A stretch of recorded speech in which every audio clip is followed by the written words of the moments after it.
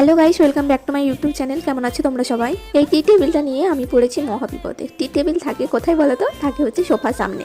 টি table মানে হচ্ছে টি মানে চা খাবার টেবিল। তো এটাকে আমি চা খাবার টেবিল হিসাবে ব্যবহার করতে পারি না। তার কারণটা এই যে নিচের রাবারগুলো আমার ঠিক তেমনভাবে সেট খাচ্ছে না, তাই আর কি আমাকে এই ঘরের ভিতরে রাখতে হয়।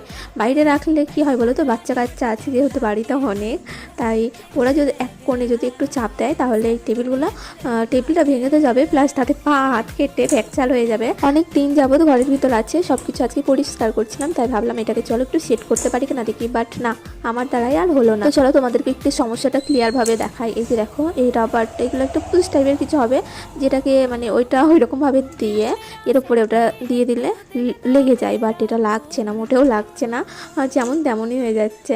একটুখানা কোনায় যদি চাপ দেওয়া হয় তাহলে উঠে পড়বে, তাই আর কি ওটাকে এই জায়গাতেই রাখতে হবে। আমি জায়গাটা একটু ভালো মতন পরিষ্কার করে নিলাম, তারপরে সেট করে এখানেই রেখে দেবো।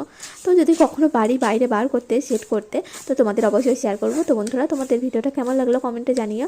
যদি ভালো লাগে তাহলে একটি লাইক করে দিও, আর আমার চ্যানেলে যদি নতুন হয়ে থাকো তাহলে চ্যানেলটিকে এখনই সাবস্ক্রাইব করে নাও। আর হ্যাঁ, কেউ যদি কোনো রকম কোনো টিপস জেনে থাকো যে এইভাবে লাগালে ঠিকঠাকভাবে বসে যাবে, তাহলে আমাকে কমেন্ট করে প্লিজ বলো তোমরা। তবে আজকের মতন এতটুকু, আবার দেখা হবে নতুন কোনো মিনি ব্লগ নিয়ে। ততক্ষণ সবাই ভালো থাকো, সুস্থ থাকো, বাই।